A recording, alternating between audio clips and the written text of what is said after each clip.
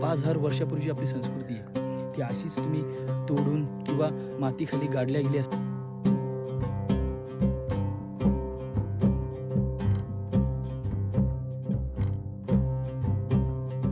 म्हणजे झीजा झाली त्या नक्षीकामाची, तरी पण तुम्ही नीट बारकाईने बघाल ना तुम्हाला बघायला भेटेल. ह्या साईडला इथेच्या काठावर बसलेले आपल्याला हे मंदिर बघायला भेटतं आणि तुम्ही बरोबर वागेश्वर मंदिराच्या बाजूलाच तुम्हाला इथे घाट बघायला भेटतो बघा.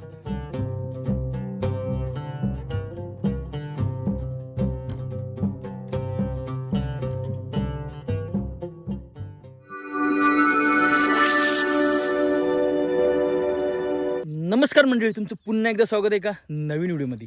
तर मित्रांनो, आज आपण एका अशा मंदिराच्या दर्शनाकरता आलो आहे. ते मंदिर 10 महिने पाण्यामध्ये असतं आणि 2 महिने बाहेर असतं, म्हणजेच वागेश्वर मंदिर. तुम्ही हा मागं पवना लेक बघत असाल, ह्या पवना लेकच्या आतमध्ये ते वागेश्वर मंदिर आहे. ज्यावेळी एप्रिल ते मेमध्ये पूर्णपणे पवना लेकचं पाणी मागे जातं, म्हणजे पाणी सुकतं, त्यावेळी ते मंदिर आपल्याला बघायला भेटतं. एकदम सुंदर, एकदम पुरातन असं हे मंदिर आहे.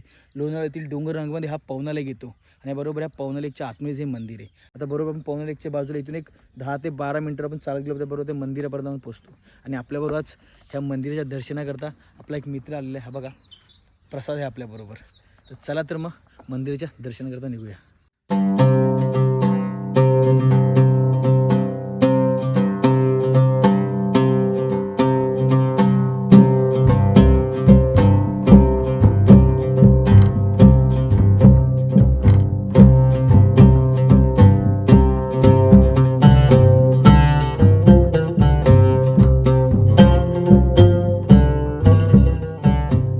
बरोबर मंदिराच्या जवळ आलो, पण तुम्ही हे वागेश्वर मंदिर बघाल ना, एकदम सुंदर असं मंदिर आपल्याला बघायला भेटतं.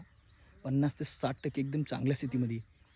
10 महिने पाण्याच्या आतमध्ये असतं आणि 2 महिने पाण्याच्या बाहेर असतं. आणि हे मंदिर कोणी बांधले, कधी बांधले, ह्याचं काहीच माहिती नाही आहे. आणि खूप वर्षापासून आहे ह्या पवना लेकच्या आतमध्ये आहे आणि एकदम सुस्थितीमध्ये आपल्याला हे मंदिर बघायला भेटतं. मित्रांनो, ते म्हणतात ना, आपली संस्कृती 5000 वर्षापूर्वीची आपली संस्कृती आहे ती अशीच तुम्ही तोडून किंवा मातीखाली गाडल्या गेली असेल किंवा पाण्याखाली दडली गेली असेल तर ती आपली मिटवता येत नाही. त्याचे एक जिथं जागतं हे उदाहरण तुम्ही बघाल ना, हे वागेश्वर मंदिर. मित्रांनो, एकदम सुंदर असं मंदिर आहे.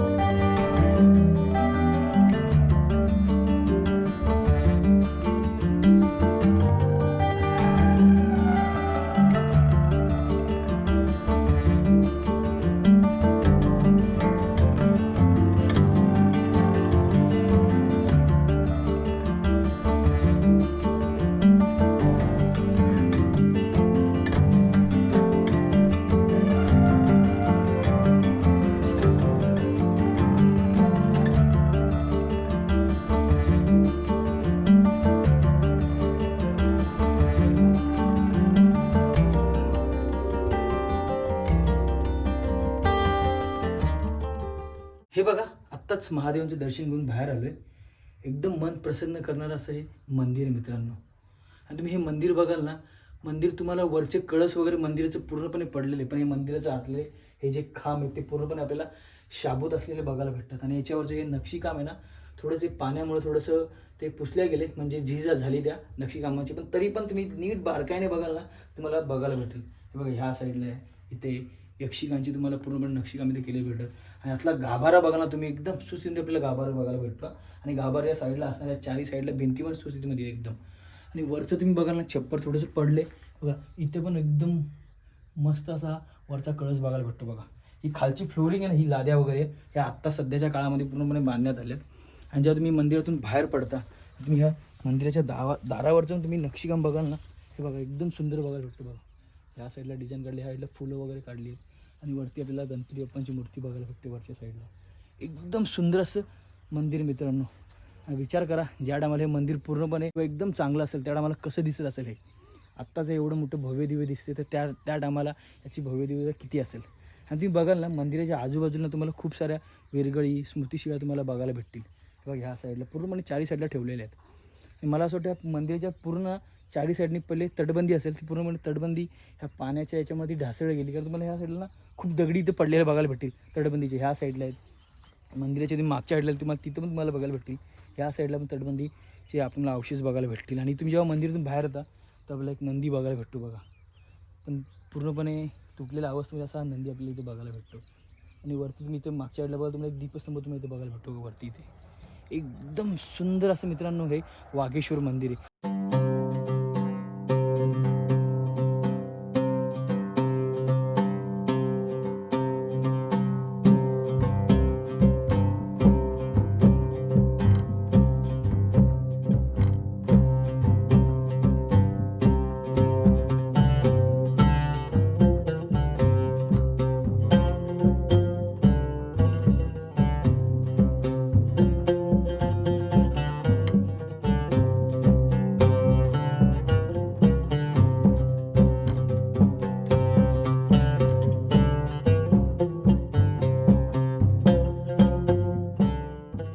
वाघेश्वर हे मंदिर आहे ना बरोबर पवना नदीच्या काठावर वसलेलं आपल्याला हे मंदिर बघायला भेटतं.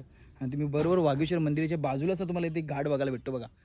4 ते 5 पायऱ्या तुम्ही उतरून ह्या नदीच्या पात्रामध्ये उतरू शकता. आणि साईडलाच आपल्याला 2 बुरुज बघायला भेटतं बघा. एक ह्या एक साईडला बुरुज आहे, एक ह्या साईडला एक बुरुज आहे. ते बुरुज पण पूर्णपणे ढासळलेले आहेत. आणि समोर आपल्याला हे वाघेश्वर असं मंदिर बघायला भेटतं. एकदम सुंदर असं इथलं निसर्गरम्य मित्रांनो वातावरण आहे वाघेश्वर मंदिराच्या इथलं. तुम्ही बघाल ना उन्हाळा आहे तरी मग तुम्हाला इथं गरम वगैरे होणार ना, एकदम थंडगार असं तुम्हाला वाटेल. आणि ह्या मंदिराच्या आजूबाजूला आपल्याला 4 ते 5 गडकिल्ले बघायला भेटतात. तुम्ही समोरच बघा इकडे तुम्हाला तुंग बघायला भेटतो. ह्या साईडला लोहगड आहे, विसापूर आहे आणि समोरच तुम्हाला हा त्रिकोणा किल्ला इथून बघायला भेटेल. एकदम सुंदर असं हे वाघेश्वर मंदिर या पवना नदीच्या काठावर वसलेलं आहे.